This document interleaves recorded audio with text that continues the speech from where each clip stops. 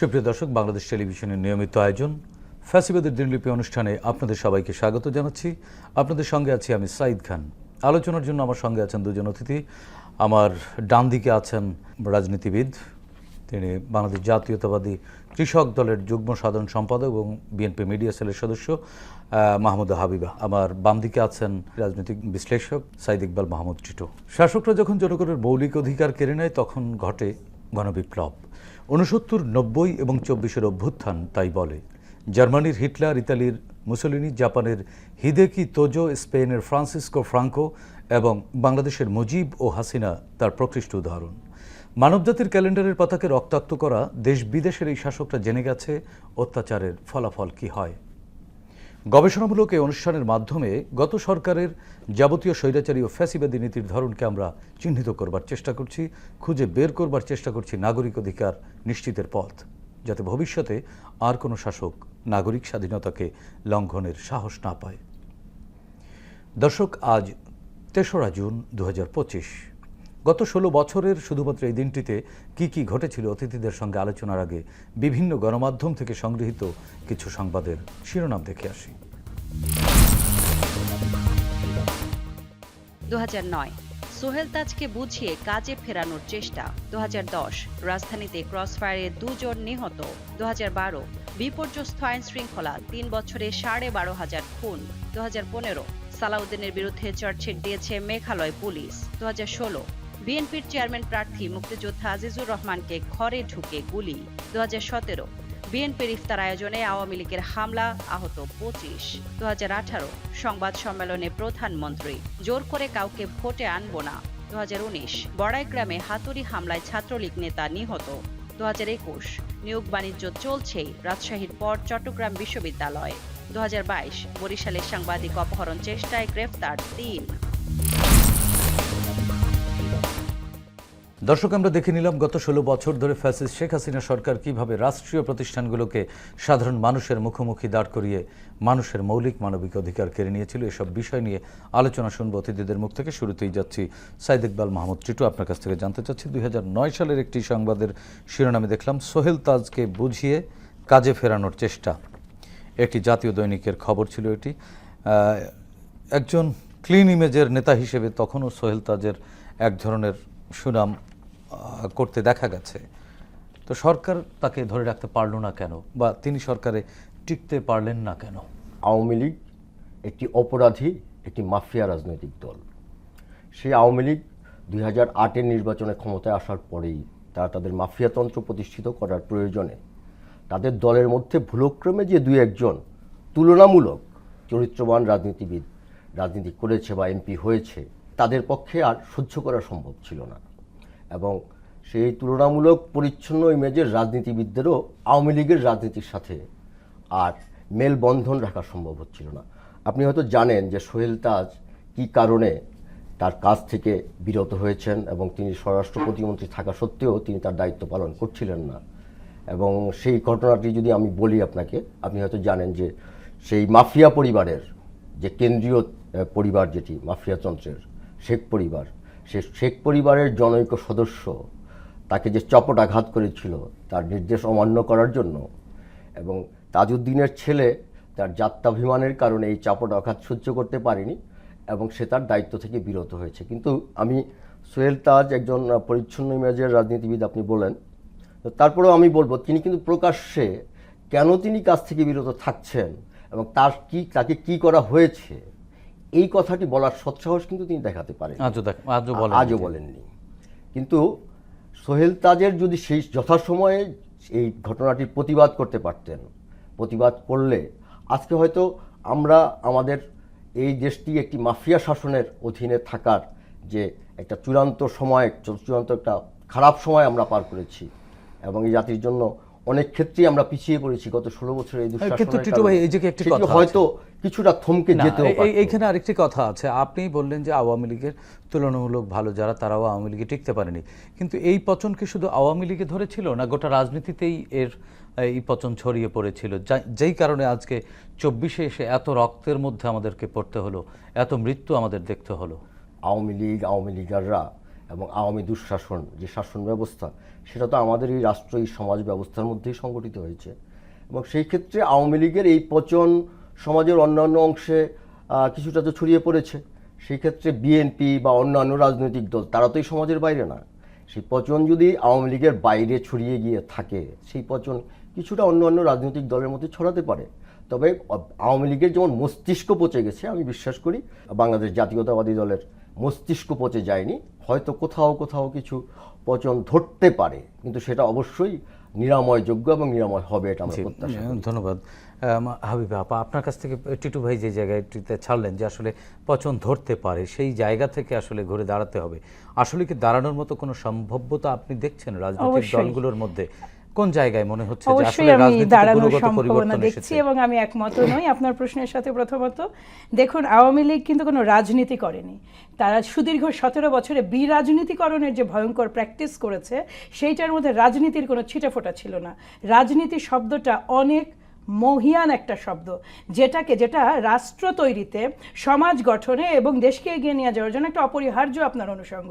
সেই অনুষঙ্গে আপনি যখন কথা বলছেন যে পচন ধরে যাওয়া, আমি ওটা মনে করি না। আওয়ামী লীগের পতনই ঘটেছে, তারা রাজনীতিটাকে বিরাজনীতিকরণ করেছে প্রতিদিন, প্রতিটা দিন, প্রতিটা অ্যাকশানে, এবং তারা এককভাবে নয়।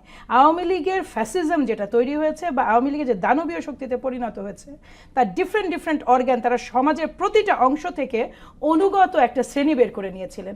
সেটা সাংবাদিকদের মধ্যে থেকে, সেটা সুশীল সমাজের মধ্যে থেকে, সেটা শিক্ষকদের মধ্যে থেকে, ব্যবসায়ী মহল থেকে একটা আর্টিফিশিয়াল বাবল তৈরি করেছিলেন বিরাজনীতিকরণের, যেটা পুরোটাই পচা ছিল। এর বাইরে যেটা ঘটেছে সুদীর্ঘ নিষ্পেষণ, 16, আপনি একটা পরিসংখ্যান বোধ হয় সেই সময়ে ছিল, এখানে হত্যাকাণ্ড কত ছিল রাজনৈতিক, খুব বেশি তো না, 12-14 হাজার, এটা কি এখন 60,000-এ পৌঁছায়নি? 60,000 প্লাস হত্যাকাণ্ড আছে আমাদের এই বিগত বছরগুলোতে। আপনার গুম আছে মোর দ্যান 600, তো ডকুমেন্টেড, বিএনপিরই ডকুমেন্টেড, এর বাইরে তো অন্যান্য রাজনৈতিক দল আছে, এবং সব মিলিয়ে গুমের সংখ্যাও কিন্তু 1600-1700-র নিচে নয়। এই যে আপনার এই ব্যাপক নির্যাতনের মধ্যে পচে যাওয়ার সুযোগটা কোথায় সাইদ ভাই? হ্যাঁ, নিষ্পেষিত হয়েছে, নিপীড়িত হয়েছে, এদের মধ্যে অনেকেই রাজনীতির এক ধরনের কম্প্রোমাইজ করে বেঁচে থেকেছে, কিন্তু আমি সেটাকে পচন বলবো না। রাজনীতি যেহেতু ছিল না, কাজে পচনের ওই প্রসঙ্গে না। এখন আপনি যেটা বলছেন, কঠিন চ্যালেঞ্জটা কি আমাদের আশাবাদ কি? আমাদের আশাবাদ হচ্ছে, মানে বাংলাদেশি জাতীয়তাবাদী দল যদি একটু সংকীর্ণ ওয়েতে সেলফিশভাবে বলি, তাহলে আমাদের সবচেয়ে বড় আশাবাদ হচ্ছেন আমাদের সম্মানিত চেয়ারপারসন বেগম খালেদা জিয়া। অত্যন্ত ন্যায়পরায়ণ এবং সৎ একজন মানুষ, এবং তার মতো একজন সৎ মানুষের নেতৃত্বে থাকা, যিনি আসলে বিএনপির নেতৃত্ব থেকে ছাড়িয়ে দেশের নেতৃত্বে, সমগ্র দেশের মানুষের নেতৃত্বে পরিণত হয়েছেন, তার মতো একজন নেত্রী, কিংবা আমাদের সম্মানিত ভারপ্রাপ্ত চেয়ারম্যান তারেক রহমানের মতো একজন ন্যায়পরায়ণ ব্যক্তি, এবং তিনি যেই ভাবে তার নতুন ফোর্সকে তুলে আনছেন, আপনি একটু খেয়াল করেন তার সাজানোটা যদিও স্লো, কিন্তু কাজটা চলছে। এবং আমি যদি একটু ব্যাপক অর্থে যাই, শুধুমাত্র হ্যাঁ, এবং এটা স্টেডি, এটা কখনোই ফাস্ট আপনি করতে পারবেন না সাইদ ভাই। সবচেয়ে বড় সমস্যাটা কি, 2024-এর 5ই আগস্ট কিংবা 36শে জুলাই আমাদেরকে এমন একটা রিয়ালিটি দিয়েছে, আমাদের এমন একটা প্রজন্ম জেগে উঠেছে, রাজনীতি সচেতন হয়ে উঠেছে, যারা 3 বছর বা 5 বছর আগেও সেই বাবলে ছিল, যেই বাবলটা দানবীয় সরকারের তৈরি। তারা জানতো বিএনপিকে গুলি করে মেরে ফেলা যায়, তারা এটা তো দোষ দেখেনি, পিটিয়ে মেরে ফেলা হচ্ছে। কেন ভাই ও মারা গেল কেন? কারণ ও বিএনপি করে। এইটা দেখে এই ন্যারেটিভ যেটা স্টাবলিশ, হ্যাঁ, কারণ তারা ওই ন্যারেটিভে বেড়ে উঠেছে। কারণ কি, তারা তো আওয়ামী লীগ তো একটি গণতান্ত্রিক দল হিসেবে রাজনীতির যাত্রা শুরু করেছে, কিন্তু এই পথে তাদের যেতে হলো কেন? আসলে খুব ক্ষুদ্র অ্যাকশনগুলোই কিন্তু আপনার ভাগ্যটা নির্ধারণ করে। আপনি যদি আওয়ামী লীগের সূচনাটা ভাবেন, মৌলানা ভাসানী থেকে শুরু করে, আপনি খেয়াল করে দেখেন কিভাবে ছিনতাই হয়েছে এর নেতৃত্ব, এবং ভালো মানুষগুলোকে কিভাবে সরিয়ে দিয়ে যারা দুঃসময়ে নেতৃত্ব দিয়েছেন, যুদ্ধকালীন সময়ে যারা ফ্রন্টিয়ার ছিলেন, তারা সবাই কোথায় কিভাবে আস্থা করে নিক্ষিপ্ত হয়েছেন। বাংলাদেশের প্রথম বিচার বহির্ভূত হত্যাকাণ্ড এবং গুম দুটোই ঘটেছে গণতন্ত্রের সাথে সরিয়ে দেওয়ার, এটি কন্ট্রাডিক্টরি না। আমি কেন বলছি আপনাকে, আপনি কাইন্ডলি মনে রাখেন, ন্যায়পরায়ণতা রাজনীতির একটা প্রথম এবং প্রধান মানদণ্ড। আপনি সেই ন্যায়পরায়ণতা থেকে যখন সরে গেলেন, পার্সোনালি ক্রেডিট অ্যাচিভ করা, যেমন আপনি সবসময় শুনবেন সাবেক সরকারের কথার ধরন ছিল, এত লোককে খাওয়াই। কার খাওয়ান ভাই? দেশের মানুষ ট্যাক্স দিচ্ছে, দেশের মানুষের টাকা, তারা রেমিটেন্স পাঠাচ্ছে, তারা এই দেশের যে আমাদের অর্থনৈতিক প্রবৃদ্ধি সেই টাকায় আমাদের দেশ মানে যারাই খাক তারা খাচ্ছে। আপনি ক্লেমিং এর ধরনটা দেখেন, এই যে আমি শব্দটা, এই আমিত্ব, এক ধাপ নিচের ভাবা, এবং এইটাকে মনে করা যে মানে আমাদের নিজস্ব সম্পত্তি, অর্জিত সম্পত্তি, এই মানে বেসিক ধারণাটাই, এই ফান্ডামেন্টাল থটটাই কিন্তু তাদেরকে রাজনৈতিক রাস্তা থেকে বিরাজনীতিকরণ কিংবা ফ্যাসিজমের রাস্তায় নিয়ে গেছে, এবং তারা স্টাবলিশড হয়ে গেছে ফ্যাসিস্ট হিসেবে। যতদিন গেছে, টিটু ভাই একটি কথা বলছিলেন যে আসলে তুলনামূলক যারা একটু ন্যায়পরায়ণ ছিলেন তারাও টিকতে পারলেন না। তারা টিকতে, মানে তুলনামূলক না, এটা তো আবার ঢালাও ভাবে বলার কিছু নাই যে সবাই দাগি ছিলেন। তাদের নেতারা ক্রমান্বয়ে, আপনি প্রতিটা শিফট দেখেন, আপনি একজন সাংবাদিক, আপনার চেয়ে ভালো কে জানে যে আওয়ামী লীগ যাত্রা শুরু করেছিলেন, এই শেখ হাসিনা যাদের নিয়ে যাত্রা শুরু করেছিলেন তাদের কয়জন আর শেষ পর্যন্ত আসলে টিকে থাকতে পেরেছেন? এই বাংলাদেশে কি সুরঞ্জিত সেনগুপ্তর কেলেঙ্কারি স্রেফ 70 লাখ টাকার ছিল না?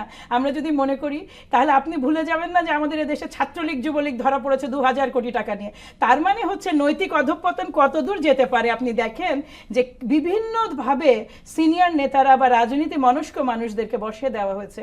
ক্লিন ইমেজের কথা আপনি বলছেন, যেই রাস্তায় আওয়ামী লীগ 17 বছর হেঁটেছে তারপরেও যারা তার সাথে থেকেছে তারা কোনো ক্লিন ইমেজের মানুষ নয়। আপনার সাথে আপনার আলোচনা একটু যোগ করতে চাই, সেটি হচ্ছে যে বিগত সরকারের সময় একটি খবর আছে, সেটি হচ্ছে 2012 সালের 3 বছরে 12,500 খুন।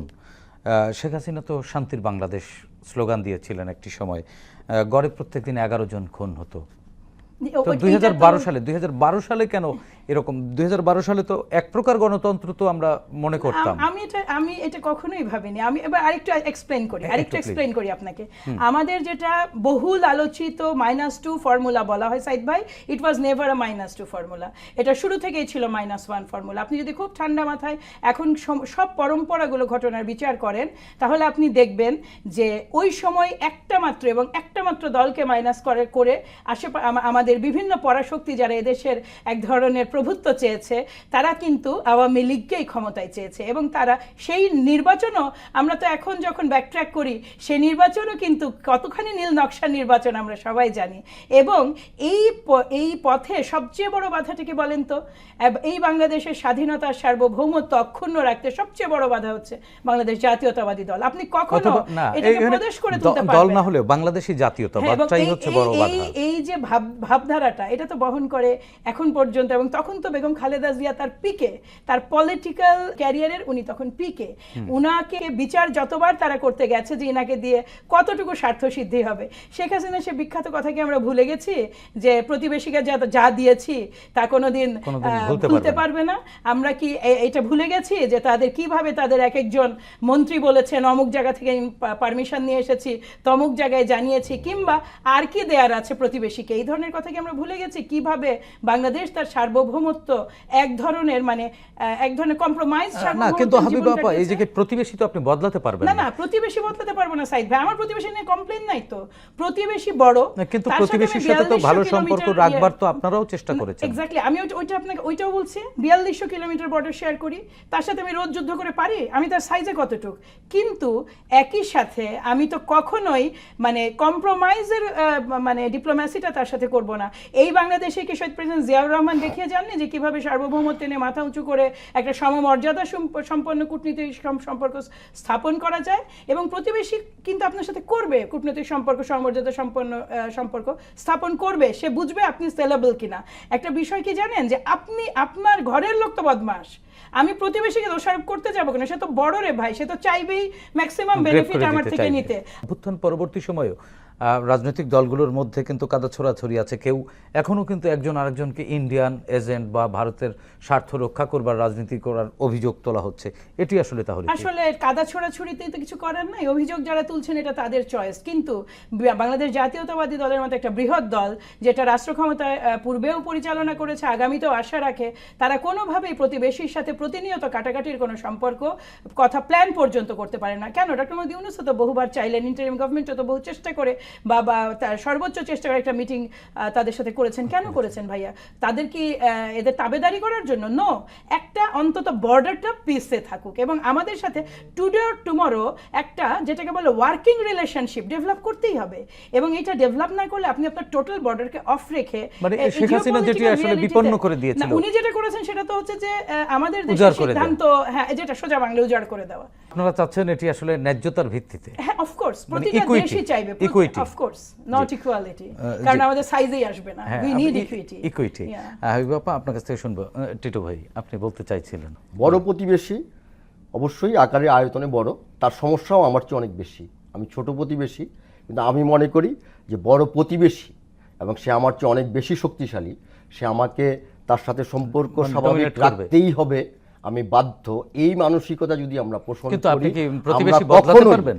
প্রতিবেশী আমি বদলাতে পারবো না। তাহলে প্রতিবেশীকে যদি হাবিব আপা তো বললেন যে ইকুইটি, আমি ইকুয়ালিটিতে বিশ্বাস করি। কি করে And আমরা এটা অ্যাচিভ করতে পারি আমাদের জাতীয় ঐক্য এবং আমরা আন্তর্জাতিক রাজনীতি যদি যথাযথভাবে নিজেদের যে সুবিধাগুলি আছে, কৌশলগত অবস্থানগত যে সুবিধাগুলি আছে, এই সুবিধাগুলিকে যদি আমরা ব্যবহার করতে পারি, আমরা ভারতের সাথে আমরা ভারতের সাথে অবশ্যই সমমর্যাদার সম্পর্ক প্রতিষ্ঠা করতে সক্ষম। শহীদ প্রেসিডেন্ট জিয়াউর রহমান এটা বাংলাদেশে প্রতিষ্ঠিত করে গেছেন। না, আমাদেরকে মূল্য দিতে হবে। আপনি যদি স্বাধীন সার্বভৌম থাকতে চান, আপনাকে প্রতিনিয়তই মূল্য দিতে হবে। আপনি যদি আত্মমর্যাদা রক্ষা করতে চান, আপনাকে প্রতিনিয়তই চ্যালেঞ্জ গ্রহণ করতে হবে এবং চ্যালেঞ্জকে আপনার মোকাবেলা করতে হবে। না, টিটু ভাই, আপনি প্রত্যেকটা জায়গায় বলছেন যদি আমরা পারি, তাহলে আমরা পারি না কেন? আমরা পারি না কেন? আমাদের এখানে সবচেয়ে বড় সমস্যা হচ্ছে বাংলাদেশে ভারতের একটা পঞ্চম বাহিনী রয়েছে। আপনি সেটা হয়তো জানেন যে ফ্রাঙ্কোর একটা ফিফথ কলাম ছিল। ফ্রাঙ্কের ওই স্পেনের গৃহযুদ্ধের সময়, যে গৃহযুদ্ধের সময় ফ্রাঙ্কের ওই ফিফথ কলামের কাজ ছিল তার প্রতিদ্বন্দ্বী যে শক্তিগুলি ছিল তাদের মধ্যে অবস্থান করে তাদেরকে ধ্বংস করা। বাংলাদেশে একটা পঞ্চম বাহিনী রয়েছে এবং ইন্ডিয়ার সেই পঞ্চম বাহিনী হচ্ছে আওয়ামী লীগ, এবং আওয়ামী লীগের সাথে আওয়ামী লীগের যে সহযোগী আরও কিছু রাজনৈতিক দল দীর্ঘদিন যাবৎ কখনো কখনো আওয়ামী লীগের মৃদু সমালোচনা করার পরেও আওয়ামী লীগের লেজে লেজেই থাকে। এরা হচ্ছে বাংলাদেশের পঞ্চম বাহিনী। এই পঞ্চম বাহিনীকে যদি আপনি রাজনৈতিকভাবে প্রতিহত করতে চান, আমি বলি না যে এই পঞ্চম বাহিনীকে আমাদের মানে বিনাশ করতে হবে, নির্মূল করা সম্ভব না, কিন্তু তাদেরকে আপনি রাজনৈতিকভাবে অকার্যকর করে দিতে পারেন, সেটা সম্ভব। সেই রাজনৈতিকভাবে অকার্যকর করবার জন্য যে আপনারা যারা রাজনীতি করছেন, যে রাজনৈতিক দলগুলো, সেই রাজনৈতিক দলগুলোকেই তো করতে হবে, রাজনীতিকে তো রাজনীতি দিয়ে মোকাবেলা করতে হবে। আমরা কি পেরেছি 5 আগস্ট পরবর্তী সময়ে মোকাবেলা করবার মতো ন্যারেটিভ দাঁড় করতে? আমরা মোকাবেলা করার মতো ন্যারেটিভ দাঁড় করতে পারিনি, আমরা অনেক কিছুই পারিনি। তার মানে এই না যে আমরা পারবো না, আমাদেরকে এই ব্যাপারে প্রতিজ্ঞাবদ্ধ থাকতে হবে, আমরা পারবো। টিটু ভাই, রাজনীতিতে এমন অনেক ইতিহাস রয়েছে। আপনি আধুনিক পৃথিবীতে যে রাষ্ট্র ব্যবস্থা প্রতিষ্ঠিত হয়েছে, আপনি ইউরোপের যে, আমরা ইউরোপের উদাহরণ তো সবসময় দেই এবং আমরা তো ইউরোপকেই ফলো করতে চাই গণতন্ত্র, মানবাধিকার এবং ন্যায় বিচারের প্রশ্নে।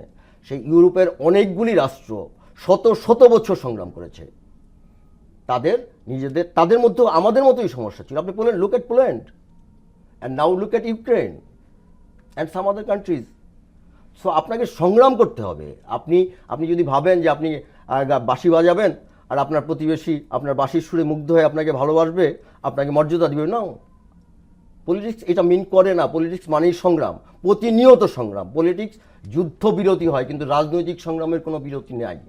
একটা স্বাধীন সার্বভৌম রাষ্ট্র, আপনার প্রতিবেশী যখন আধিপত্যবাদী, আপনার প্রতিবেশীর যখন সাম্রাজ্য সম্প্রসারণবাদী মানসিকতা থাকে, আপনাকে প্রতিনিয়ত সজাগ থাকতে হবে, প্রতিনিয়তই আপনাকে সংগ্রাম করতে হবে। শহীদ প্রেসিডেন্ট জিয়াউর রহমান আমাদেরকে এই শিক্ষা দিয়ে গেছেন এবং আমাদেরকে এই শিক্ষা থেকে এক মুহূর্তের জন্য বিচ্যুত হয়ে চলবে না। শহীদ প্রেসিডেন্ট জিয়াউর রহমানের বক্তব্য চলবে না, তার মানে কি মাঝখানে বিচ্যুত হয়েছিলেন? 100% দেশপ্রেমিক হতে হবে। আমি বলতে চাচ্ছি যুদ্ধাবস্থার কোনো প্রয়োজন নাই, তার সঙ্গে আমরা একটা working relationship is a must. কারণ আমার 52টা নদীর উৎসমুখ হচ্ছে, তাদের সাথে বহু আনসলভড ইস্যুজ আছে এবং আরো অসংখ্য বিষয় আছে যে বিষয়গুলোর কারণে আপনার একটা ওয়ার্কিং রিলেশনশিপ ডেভেলপ করতে হবে। এবং আমি কিন্তু একই কথা বলেছি যে শহীদ প্রেসিডেন্ট জিয়াউর রহমানের সময় এটা হয়েছে, বেগম খালেদা জিয়ার সময়ও এক বিন্দু ছাড় দেওয়া হয়নি। এবং দেখুন, একটা দেশকে মানে ব্যালেন্সে রাখতে বহু ধরনের ট্যাকটিস আছে। প্রতিটা সব ট্যাকটিসই কিন্তু আলোচনাযোগ্য নয়, কিংবা সব ট্যাকটিসই ওপেন ফিল্ডের বিষয় নয়। ডিপ্লোম্যাসির ক্ষেত্রে বহু বিষয় আছে মানে যেটা hide and seek অপ্রকাশ্য রাখতে এবং যেটা কখনোই আসবে না। কাজে সমমর্যাদাপূর্ণ কথাটা যখন ব্যবহার করা হয়, তার মানেই হচ্ছে যে আপনি আপনার মাথাটা উঁচু করে আপনার শির দ্বারা সোজা করে সম্পর্ক রাখবেন। দ্বিতীয়ত, ইকুয়ালিটি আর ইকুইটি, এই কারণে আমি ডিফারেন্স বলি যে 3 ফিট আর যে 6 ফিট, সে যদি একটা ওয়ালের সামনে দাঁড়ায়, যে ওয়ালটা 5 ফিট উঁচু কিংবা 4.5 ফিট উঁচু, দুজনকে যদি আপনি 2 ফিট করে একটা লেয়ার দিয়ে দেন, মানে দাঁড়ানোর জন্য টুল, 3 ফিটের লোকটা আসলে কিছু দেখতে পাবে না। Hair comes the question of equity, যে তার সাইজ অনুযায়ী I totally disagree. না হতে পারে এই পয়েন্টটা হয়তো আরো ডিবেটের আছে, আমি জানি না আপনার টাইম কতটুকু পারমিট করে। জাস্ট না, আমরা শেষ করব, আরো একটি এটা প্রসঙ্গে আমরা আলোচনা আমরা করব। জাস্ট বুঝি বলে সেটা I বলছেন। আপনি disagree, যেটা I বলছেন disagree, না, totally কিন্তু disagree. টিটু ভাই আসলে ইকুয়াল হওয়া যায় না কখনো। ইকুয়াল হওয়া যায় না, কিন্তু সমম ইকুয়ালিটির আত্মমর্যাদা কোনো নিয়ে। প্রয়োজন নাই, আপনি আমার look at জায়গাগুলো Sweden. আমাকে পেতে হবে।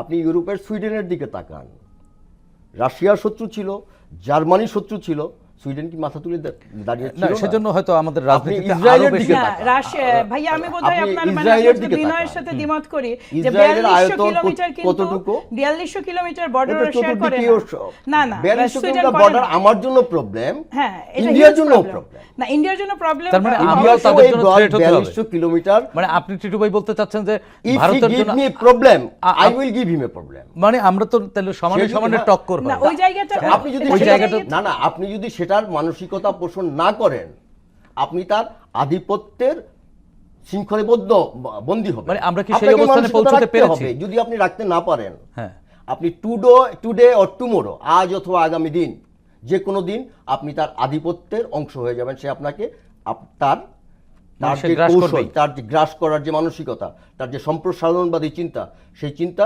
আপনার উপরে সে আপনাকে সে গ্রাস সে চেষ্টা করতে করবে। থাকবে। জি, আমরা হয়তো ওটা হবে। প্রতিহত করব। আমাদের সংগ্রাম করতে হবে। হাবিব আমরা আপা, প্রতিহত আরেকটি করব, বিষয় সেটা আপনার কাছ চেষ্টা থেকে করতে জানতে থাকবো। চাচ্ছি। হ্যাঁ, 2018 সালের একটি সংবাদ, ওই সময়ের প্রধানমন্ত্রী শেখ হাসিনা, যিনি এখন পালিয়ে গেছেন, তিনি বলছেন বা একটি সংবাদ সম্মেলনে বলেছিলেন, জোর করে কাউকে ভোটে আনবো না, ভোটে আসতে বাধ্য হবেন না বলেই খালি মাঠে খেলার ইচ্ছা প্রকাশ করেছিলেন কিনা শেখ হাসিনা? উনি তো প্রথমত উনি তো নির্বাচন ব্যবস্থাটাকে ধ্বংস করতে শুরু করেছেন 2014 থেকে। নির্বাচন নিয়ে যতগুলো কথা উনি বলেছেন প্রতিটাই ছিল ফার্স। নির্বাচন শব্দটা তার মতো প্রহসন নির্বাচন শব্দটাকে নিয়ে কেউ করেনি। 2014-তে যেখানে 151 জন সদস্য ছিলেন, মানে একেবারে প্রতিদ্বন্দ্বিতাবিহীন নির্বাচিত, তখনও তিনি বিপুল অর্থ ব্যয় করে অ্যানাদার প্রহসন করেছিলেন। 18-তেও সেম। এই কথাগুলো যখন আসতো, এরকম কথা তো উনার একেবারে মুখের বুলি, এবং এই কথাগুলোকে আসলে কোনোভাবে কোনো গুরুত্ব দেওয়ার কিছু নাই। এই মুহূর্তে যদি আমরা এটাকে আমরা অ্যানালাইসিস করি, she is not only a liar, a psychopathic liar, এবং সম্ভবত এটার ব্যাক এন্ডে আরো বহু যারা বিশেষজ্ঞ তারা এটার পেছনে আরো বহু কারণ বের করতে পারবেন। হাবিব আপা, যখন ভোটের প্রসঙ্গ আসে, এই মুহূর্তে আপনারা অন্তর্বর্তীকালীন সরকারকে এক ধরনের ভোটের জন্য চাপ দিয়ে যাচ্ছেন, এটি কি শুধু রাজনৈতিক কৌশল, না আসলে আপনারাও চাচ্ছেন একটি ভোটের জন্য চাপ দেওয়ার তো কিছু নাই সাইদ ভাই। এই সরকার তো 4টা ম্যান্ডেট নিয়ে ক্ষমতায় এসেছেন। সমগ্র দেশের প্রতিটা মানুষ যারা আওয়ামী লীগের বিপক্ষে দাঁড়িয়েছিল, তারা প্রতিটা অংশের সরকার, এই সরকার, তাদের ম্যান্ডেট তো 4টা। কি ম্যান্ডেট? প্রথমটা ছিল তাদের আহতদের বিচার এবং নিহতদের পুনর্বাসন। দ্বিতীয়টা ছিল হচ্ছে দাগীদের বিচার। তৃতীয়টা সংস্কার, এবং চতুর্থটা নির্বাচন। এটার মধ্যে প্রতিটাই পাশাপাশি চলার মতো বিষয়। এটা কোনোভাবেই সাংঘর্ষিক কোনো ইস্যুর সাথে সাংঘর্ষিক নয়। আপনি যদি প্রথমটার দিকে তাকান, এই সরকার তো মিজারেবলি ফেল করেছে আহতদের নিয়ে এবং নিহতদের কিন্তু নিয়ে। সরকার কিন্তু চেষ্টাও করেছে। একটা আপনি বলতে চাচ্ছেন যে এনাফ না? আমি বলতে চাইছি যে সরকার যতটা মানে সচেষ্ট হয়ে আইফোনের জন্য একটা প্রজ্ঞাপন জারি করতে পারেন, সরি টু সে, যেটা একেবারে মানে বাংলাদেশে মানে এগুলো বদমাশি আগেও হয়েছে, কিন্তু এইভাবে প্রকাশ্যে মানে একেবারে সরকারি নথিপত্রে এই ধরনের ঘটনা আমরা কিন্তু দেখিনি। এবং আরেকটা জিনিস হচ্ছে, আপনি বহু ছেলে মেয়েকে আমরা দেখেছি যে জুলাই আহত বহু ছেলে মেয়ে পরে মারা গেছে 8 মাস 9 মাস পর পর্যন্ত। দেখেন, আহতরা এত সেন্সিটিভ একটা বিষয়, যেটা ইমিডিয়েট অ্যাকশন নেওয়ার একটা বিষয় ছিল, যেটাতে সরকার ফেল করেছে। তাহলে এবার দ্বিতীয় আসে বিচারের প্রশ্নে। ওই যে একটা ট্রাইব্যুনাল তারা দাঁড় করিয়েছেন কয়েক হাজার মানুষের বিচারের জন্য, যেখানে আল্লাহ জানে কেন এই কচ্ছপ গতিতে বিচার কার্য চলছে, একটা তদন্ত কমিটি। আপনি যদি সত্যি সত্যি আপনার মনে হয় যে আপনার যদি আসলেই আপনি কমিটেড থাকেন বিচার ব্যবস্থার প্রতি, এত নাটকের কি প্রয়োজন? কেন সরকার বলেন যে আমরা এটা করতে পারবো না? কি করতে পারেন না? সেদিন দেখলাম একটা টক শোতে প্রেস সচিব খুব দম্ভ নিয়েই বললেন যে তারা সমস্ত ম্যান্ডেট নিয়ে বাংলাদেশে এসেছেন, বিচারের ম্যান্ডেট নাই কেন তাইলে আপনার তাহলে ইন্টারেস্টটা কোথায় যে আপনি মানে আওয়ামী লীগের মতো দলকে, যে কোনো রাজনৈতিক দলকে নির্বাহী আদেশে তো নিষেধ করার কিছু নাই সাইদ ভাই। এর চেয়ে ঘৃণ্য এবং এর চেয়ে আনএক্সেপ্টেবল তো কোনো অ্যাকশন হতে পারে না। সরকারের কাছে সুযোগ ছিল আমাদের 47 অনুচ্ছেদে সুস্পষ্টভাবে তারা একটা মাত্র মানে সামান্য একটা সংশোধন এনে এটা নিয়ে কিন্তু 10ই ফেব্রুয়ারি চিঠিও দিয়েছে। এরপরে আসেন সংস্কারেও সেম। আমরা যেটা বলেছি সংস্কার ছাড়া তো সাইদ ভাই নির্বাচনটা সম্ভব হবে না। আপনি খেয়াল করে দেখেন কোন জায়গায় জনপ্রশাসন, পুলিশ প্রশাসন, নির্বাচন কমিশন আর হচ্ছে আপনার বিচার ব্যবস্থা, এইটার মোটামুটি সংস্কার করে ইনারা একটা নির্বাচন মানে কন্ডাক্ট করতে পারবেন। নির্বাচন কমিশন বলেছেন তারা পারবেন এবং আমরা বহু মানুষের সঙ্গে মত বিনিময় করে দেখেছি তারা এটা পারবেন। তাহলে এই দীর্ঘায়িত মানে হওয়ার সুযোগ না, তারাও একটা টাইম ফ্রেম দিয়েছেন, এর মধ্যে টাইম ফ্রেমটা এক জিনিস আর বিহেভিয়ার ইজ ডিফারেন্ট। আপনার মুখের কথা এবং আপনার আচরণ যখন ভিন্ন হয়, দেখুন বহু কিছু আছে যেগুলো আমাদের মধ্যে ভীতি সঞ্চার করে, বিশেষ করে জনপ্রশাসনের দিকে আপনি তাকান, কাদেরকে তারা নিয়োগ দিচ্ছে, পুনর্নিয়োগ দিচ্ছে, পুনর্বাসন করছে, কারা তারা? সব সেই আওয়ামী লীগের রেখে যাওয়া সেই দাগি খুনিদের দোসর। তারা যে এইভাবে সাজাচ্ছে, এটা ভীতির সঞ্চার করে বাংলাদেশের জনগণের মধ্যে। এই চাপটা তো দিতেই হবে। এই চাপ না দিলে, যেই টুল নিয়ে সরকার কাজ করছে, সরকার তো শুধু মাথায় বসে আছে, তাদের টুল জনপ্রশাসন এবং পুলিশ প্রশাসন পুরোটাই তো আগের সরকারের। জি হাবিব আপা, ধন্যবাদ। টিটু ভাই, ছোট করে আমরা শেষ করব একই বিষয়ে। আসলে ভোটের কথা, ভোটের জন্য বিএনপি এই মুহূর্তে বেশ তোড়জোড় করছে, চাপ দিচ্ছে। চাপ ঠিক বলবো না, তারা তাদের রাজনৈতিক অধিকার বাস্তবায়ন করতে চাচ্ছে। যদিও মানে হাবিবা আপার দল ইতিমধ্যেই বলেছে যে ভোটই একমাত্র সংস্কার, জনগণের সাথে রাষ্ট্রের ভেঙে যাওয়া সেই সম্পর্ক পুনঃস্থাপন করা। আমি যেটা মনে করি যে বিএনপি একটি জনমুখী রাজনৈতিক দল, বিএনপি নির্বাচনমুখী রাজনৈতিক দল। বিএনপি সুষ্ঠু এবং সুস্থ নির্বাচন হলে বিএনপি নির্বাচনে বিজয়ী হয় এবং বিএনপি গত 3টি নির্বাচনে বিএনপি অংশগ্রহণ আসলে করতেই পারেনি, বিএনপিকে নির্বাচন করতে দেওয়া হয়নি। বিএনপির এদেশের জনগণের কাছে সুস্পষ্ট রাজনৈতিক অঙ্গীকার আছে। সেই অঙ্গীকার বাস্তবায়ন করার জন্য সে যদি সুষ্ঠু, অবাধ এবং অংশগ্রহণমূলক নির্বাচনের মাধ্যমে সে নির্বাচিত হয়ে এই অঙ্গীকারগুলি বাস্তবায়ন করতে চাওয়া, এটা তো বিএনপির অধিকার। কেন আপনি নির্বাচন দিবেন না? এই অন্তর্বর্তীকালীন সরকারকেই এই ইলেকশনটি কন্ডাক্ট করতে হবে এবং রাজনৈতিক দল হিসেবে অন্তর্বর্তীকালীন সরকারের এই যে গত কয়েক মাসের যে অভিজ্ঞতা আমরা যা দেখলাম এবং ওনারা যা করছেন, আপাও কিছু বললো, আমি আরো হয়তো কিছু যোগ করতে পারতাম, আমি সেটা যোগ না করেই বলতে চাই, তাদের এখন একটাই কাজ করা উচিত, একটি অবাধ, সুষ্ঠু, অংশগ্রহণমূলক নির্বাচনের ব্যবস্থা করে তাদের দেশের নির্বাচিত জনপ্রতিনিধিদের কাছে, নির্বাচিত রাজনৈতিক দলের কাছে ক্ষমতা হস্তান্তর করে দেশকে রক্ষা করার জন্য এই অঙ্গীকার রক্ষা করা উচিত, দেশ রক্ষার অঙ্গীকার রক্ষা করা উচিত। ধন্যবাদ। একটা ছোট্ট কথা সাইদ ভাই একটু বলি, আপনি যেটা বললেন যে আমরা বিএনপি বলেছে একমাত্র সংস্কার, আমি কথাটা একটু ক্লিয়ার করি। একদম বড় সংস্কার, মানে বড় সংস্কার, এইটা ভারপ্রাপ্ত চেয়ারম্যান, সম্মানিত চেয়ারম্যান তারেক রহমান বলেছেন যে নাগরিকের সাথে অনলি ওয়ান রিলেশন, রাষ্ট্রের একটা মাত্র রিলেশন, একটা মাত্র রাস্তা, সেটা হচ্ছে তার ভোট, যেটা সে প্রতি 5 বছরে যে কন্ট্রাক্টটা সে রিনিউ করে। অনলি কানেকশন বিটুইন কান্ট্রি, রাষ্ট্র এবং নাগরিক। আপনি এটা দেবেন না? নিশ্চয়ই অন্তর্বর্তীকালীন সরকার অবশ্যই ভোট, আমরা তাদের কাছে আশা করি এবং সংস্কার শেষে বাহানা বন্ধ করে অতি দ্রুত নির্বাচন যথাসময়ে, অন্তত ডিসেম্বরের মধ্যে। ভাই আমি আজকে 15-20 বছর ভোট দিতে পারছি না, 15 বছর।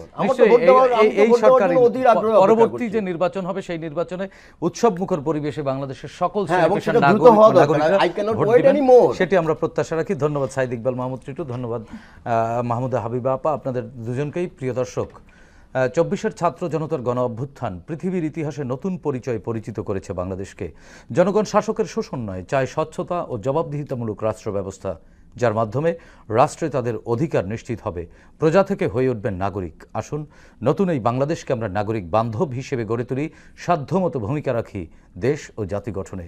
দর্শক, দেখা হবে আগামী পর্বে নতুন অতিথিদের সঙ্গে। ততক্ষণ পর্যন্ত ভালো থাকুন, সুস্থ থাকুন, বাংলাদেশ টেলিভিশনের সঙ্গেই থাকুন। খোদা হাফেজ।